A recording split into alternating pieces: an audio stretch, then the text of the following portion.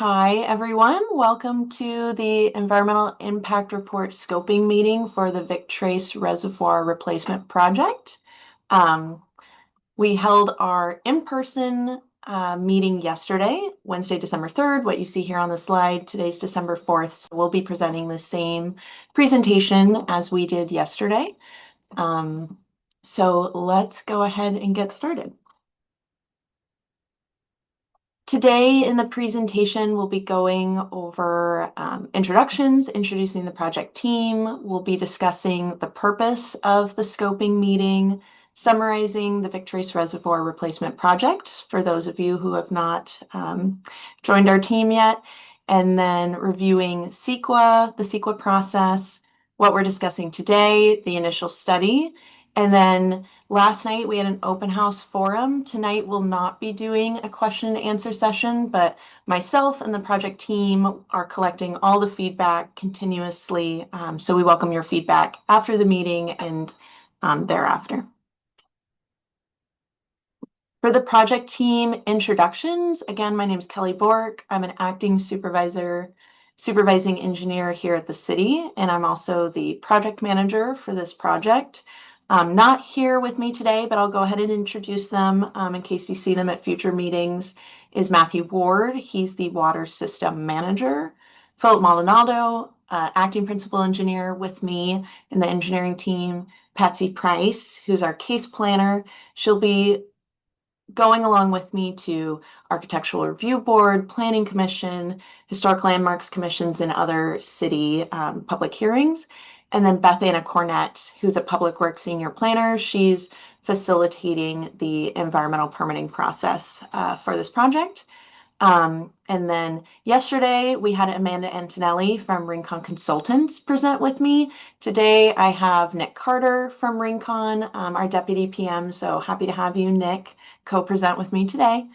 And with that, the purpose of today's scoping meeting, this presentation, is to, again, summarize the project, where we're at in design. We're going to review the CEQA process and try and explain in a simple way sort of how this project fits into the environmental permitting process. Again, yesterday we had a question and answer open house. Tonight we will not, but always happy to answer questions after today. And then we will describe the formal comment process, so how to submit a comment on the initial study and for the project. The Vic Trace Reservoir Replacement Project will be replacing the city's Vic Trace Reservoir, shown here. It is located between Cliff Drive and Meigs Road in the Alta Mesa neighborhood of the city. It was built in the 1950s, so it's reaching about 70 years old, so pretty old as far as tanks go, which is why it's slated for replacement. Not only is it old, but it's a very critical storage facility for our water system. It receives drinking water directly from our water treatment plant, and from there it serves 60,000 people, or about 70% of the population. If you're downtown on the west side or some areas of the Mesa and you're drinking water, it likely came through this reservoir. So it is a big, very important piece of the puzzle for our local water system. Here's a bird's eye view of the reservoir itself, so sort of zooming in from that map. Most people have not seen this reservoir up close. It's very hard to see from the public streets and public viewpoints. What you're seeing here in the picture is the 10 million gallon concrete, it's basically a swimming pool that holds 10 million gallons of drinking water. And then what you're seeing on top is a metallic roof covering and protecting that water. The reservoir sits on a 15-acre property. So you can see surrounding the reservoir is the existing landscaping, a lot of eucalyptus trees, some ice plant, and you'll see to the right of the screen are some public communication facilities. So those are radio towers that facilitate, communications between the city's fire, city police, city water, those sort of radio signals throughout the city. As I mentioned, it's difficult to see the reservoir from the streets, but these two pictures capture some sight lines. So on the left is the entrance to the site. This is the driveway for how our operators enter and exit the site currently. You can see the asphalt driveway between two single-family residential homes. And then in the distance, kind of surrounded by those trees, are the existing valve building. That building houses all of the really critical valves and large pipelines and the different facilities that control the water level at Vic Trace Reservoir. And then in the distance, you can kind of see that hilltop. That's up where the reservoir is. And same goes for the picture on the right. That is the view from Dolores Drive. Looking up towards the reservoir, you can see the power lines up there in that hilltop area. So difficult to see, but see from the street, but easy to see from above.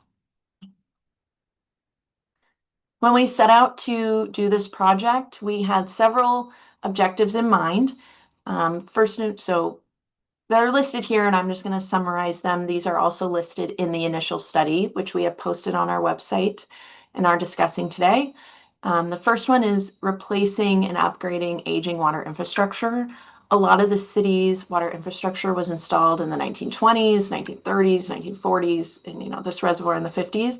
And kind of right about now in that 60+ year range is when we start looking towards replacing that infrastructure. It's about when the cost to repair these facilities just start exceeding the cost of replacement. So this isn't new or unique to the city of Santa Barbara. A lot of utilities in California that were built in a similar time range are also embarking on a big wave of water infrastructure replacement. Secondly, we wanted to improve the existing facilities, install new ones to overall enhance operational reliability and resiliency. Third, we wanted to maintain critical demand capacity. What that means is basically system pressure. So we wanted to make sure that we were going to have resilient, like a long-term ability to always supply water pressure to the city and the areas that Vic Trace serves. So that's to fight structural fires, for public health and safety, and peak summer demands. When irrigation is intense. And then lastly, these two, security for water infrastructure. We wanted to increase the level of security at the site and really protect it to the same level as our water treatment plant, considering how much of the city this reservoir serves. And then lastly here, to be able to store a large amount of water locally. So Vic Trace today and for this project will serve 10 million gallons of water locally. And that's a key element of our strategy to be resilient now and into the future for planned and unplanned emergencies and what's to come over the next 100 years. So to simplify the project we're proposing, the proposed design, we broke it down into two components. So the first component is the reservoir property or parcel improvements. So on site, we'll be replacing the reservoir as well as some of the buildings and facilities on site. And we're also considering solar. And then secondly, we'll have several offsite improvements, including pipeline replacement in several streets, and then the relocation of a pressure regulating valve vault station. That's a valve that's in a vault in a sidewalk. So it made sense to do a lot of offsite improvements because those facilities are just as old as the reservoir. Here are those project components shown spatially on a map. You can see the dashed colored lines are all the pipeline replacements occurring on La Coronilla, Dolores Drive, and Ricardo. And you can see the two dots for where the existing PRV, that pressure regulating valve station, where the existing is, and where we're proposing the new one on the corner of Meggs and Dolores. And then the yellow outline shows that 15-acre Vic Trace property, which we'll zoom in on here in a second. So before I show kind of what the proposed rendering is, it's helpful to show what's happening underground. So the Vic Trace Reservoir Replacement Project will demolish the existing 10 million gallon reservoir and the roof. It will remove that, demolish it, take it off site, and we're proposing to do two buried underground 5 million gallon reservoirs, sort of depicted here. They'll be completely buried, and then around them will be several retaining walls and access roads. And then underneath those will be several pipelines, allowing the water to flow in and out of the reservoirs. So those reservoirs will be underneath this gold gravel area shown at the top of the hillside here. So that's where those two tanks will live, protected and buried and underneath. And then you see cascading from there are the terraces for our water operations team to maintain the site and do maintenance, landscaping, some drainage, ditches and patterns, and then lastly, a perimeter access road to allow our operators to maintain the site. Down at the driveway, we'll be improving the driveway and widening it slightly. So you see there'll be a new gate, maybe a new fence or retaining wall, and in the background, that will be the replacement valve building. For construction of this project, it's still a little bit early days, but we anticipate the construction happening over 3 years. So we anticipate summer 2028 through summer 2031. Construction activities would generally occur during normal construction working hours, with the exception of probably some time-sensitive items.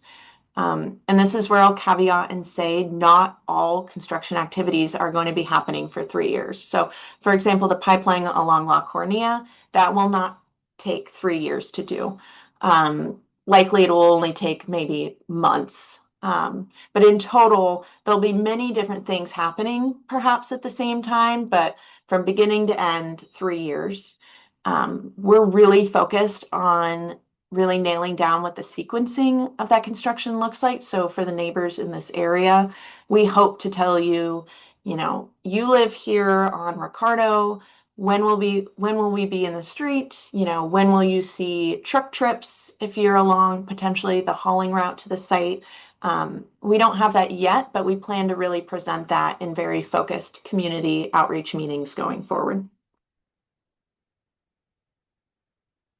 For community engagement to date, we've had some really great events so far this year.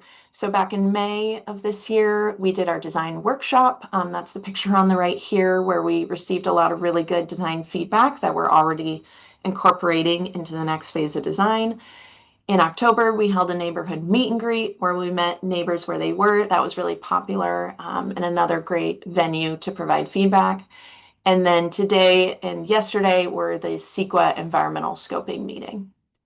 For future outreach, because that meet and greet was so popular, we plan to keep doing that, hopefully quarterly.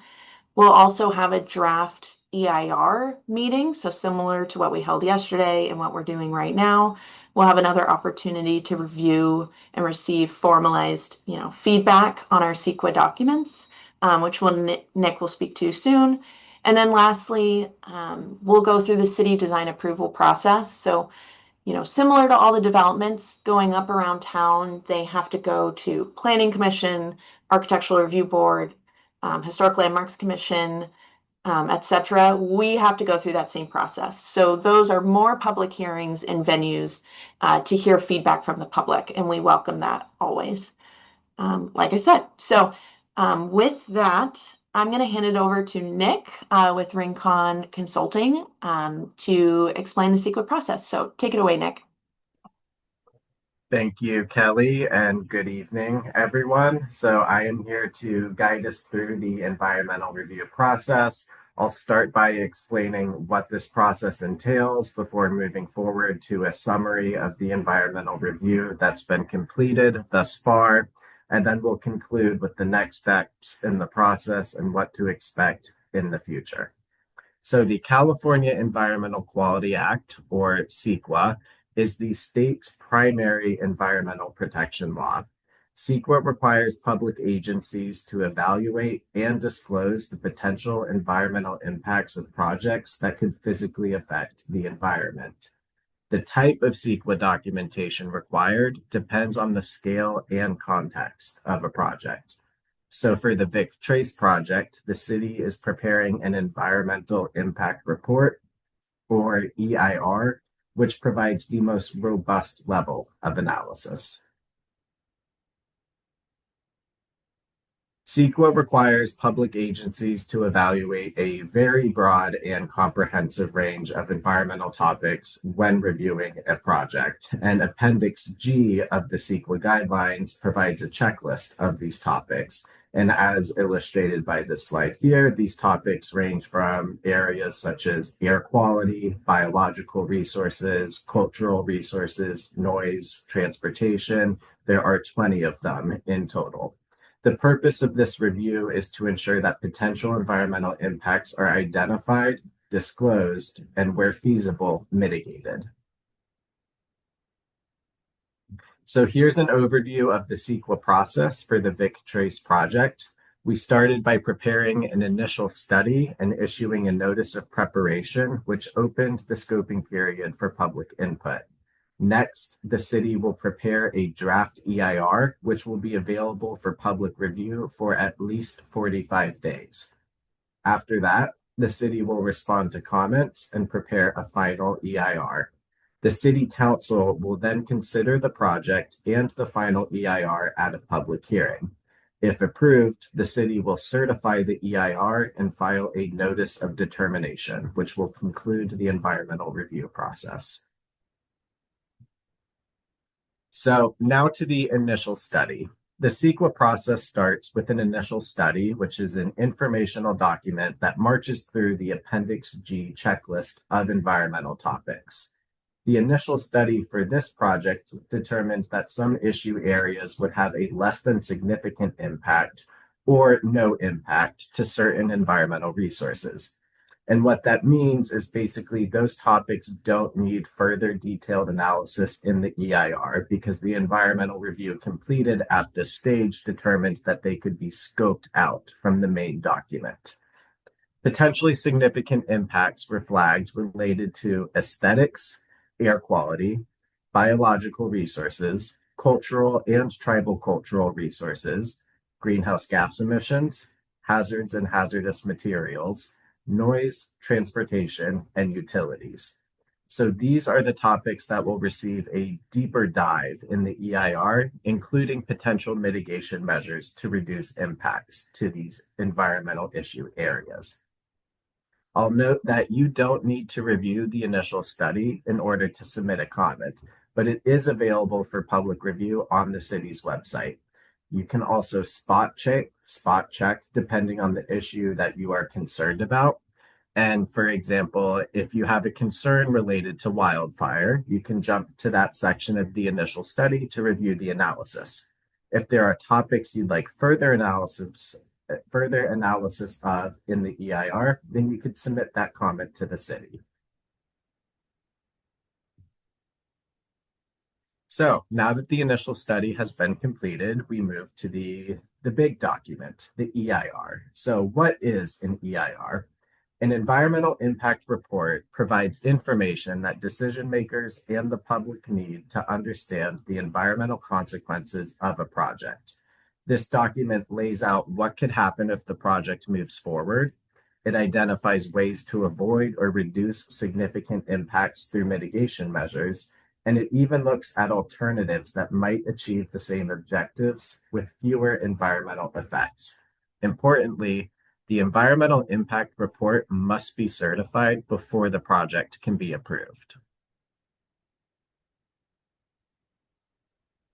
So, what is inside this very comprehensive document? It is a structured document that starts with an introduction and summary, aka the big picture overview. Following that, it dives into the project description, which explains what's being proposed and why it's being proposed. And then the heart of the EIR is the environmental analysis. So for each topical area, we describe the existing conditions, we assess potential impacts, and we identify mitigation measures where needed. We also look at alternatives to the project, and we include sections on growth-inducing impacts and irreversible changes that may occur due to the project. So, regarding commentary, we encourage everyone to provide written comments on the scope of the environmental impact report. You can submit comments via email or physical mail to the address listed on the slide. And I'll note the deadline for comments is December 18th at 5 p.m. Thank you, Nick. Like we both mentioned, but I'll just reiterate, that December 18th deadline is really just for, if you wanted to formally submit your comment under the CEQA process and have it like very formally considered as we move forward with our EIR. Comments are always welcome throughout this whole project leading, until 2028 and thereafter. But of course, there's certain discrete periods, as we all know, sort of during the environmental and permitting review, where feedback is taken, I guess, more seriously or more formalized because of that process. So, if you're not subscribed already, please subscribe to updates on this project. It's the best way to find out, when is this project going to Water Commission? When is it going to Architectural Review Board, for example? That is the best way. We always send out reminder emails and information. Listed here is also the Vic Trace email address. Comments can be sent there. And then my phone number and my name. So with that, we'll close the meeting. This meeting was recorded and will be posted on the project's website. And thank you so much, Nick, again for attending. And with that, I'll end the meeting. Thank you so much.